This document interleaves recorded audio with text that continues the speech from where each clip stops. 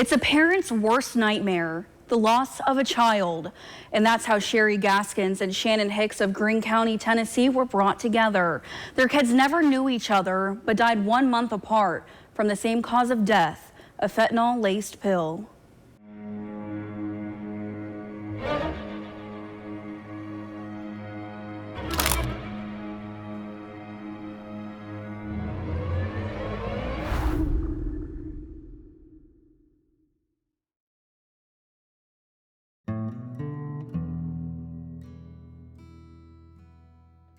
It's the most horrible thing I've ever went through. It was the worst day of my life.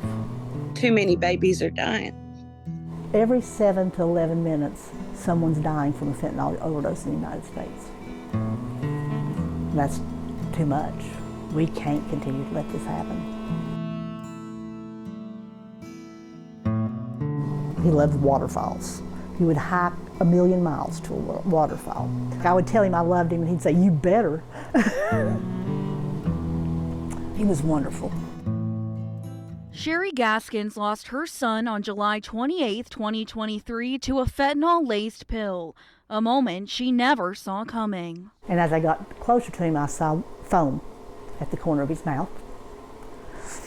And I touched him and he was cold and he was stiff. And I started CPR because even though I knew he was gone, I had to do something. Then I laid down and held him because I knew it would be the last time. Romel was found with Narcan and fentanyl test strips next to his body. Complete unbelief, physically ill, and so lost. I've never felt anything that horrible in my life. Romel was diagnosed with depression, which is why he started using. His mom says he was in a drug recovery program and graduated, but believes he started using again just months after he got out. An autopsy report showed he had THC, gabapentin, and 14 nanograms of fentanyl in his system. But he wasn't an addict. He was a recovering addict, but he wasn't addicted to anything. He just didn't know how to stop his pain.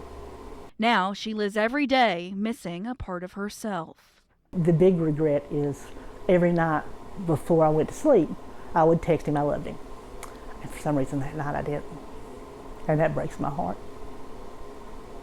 But Romel knew you loved him. Oh yeah, he knew I loved him, and he admitted I was his biggest supporter. An absolute bright light to everybody that she met. She had this bubbly personality that was addictive. Her smile, like she could walk into the darkest of rooms and the whole room would light up. I think just the magical thing about her was no matter the hands she ever got dealt in life, she still remained that loving, kind soul. Gabby Hyatt died on August 24, 2023 after taking a fentanyl-laced pill. It took one pill, and that was it. I'll never get to hold her again. And one of the hardest questions in the world for a mother to answer, where do you want her body sent because of one pill? Her mom, Shannon Hicks, says Gabby first got into drugs when she started dating her then boyfriend. My little girl changed. She didn't even know what drugs were till about 5 or 6 years ago. And when she got with this particular guy, her whole world flipped upside down.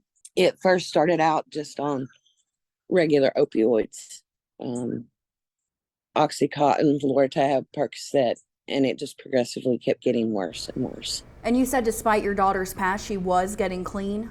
She was like, "Mom, I'm going to do this. I want to do this." She said, "I want to get out and I want to help other people." She said, I don't want to do this anymore. She said, "I've taken enough of my life away. It's time to live again." Shannon never getting to hold her daughter again because of one pill. The night before, she had literally sent me a message saying, "Mama, you don't ever have to worry about getting that call again." The fentanyl had already took a hold. She was gone pretty much when they got there.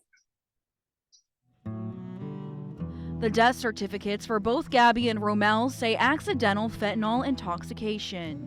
Sherry and Shannon believing it's so much more than that.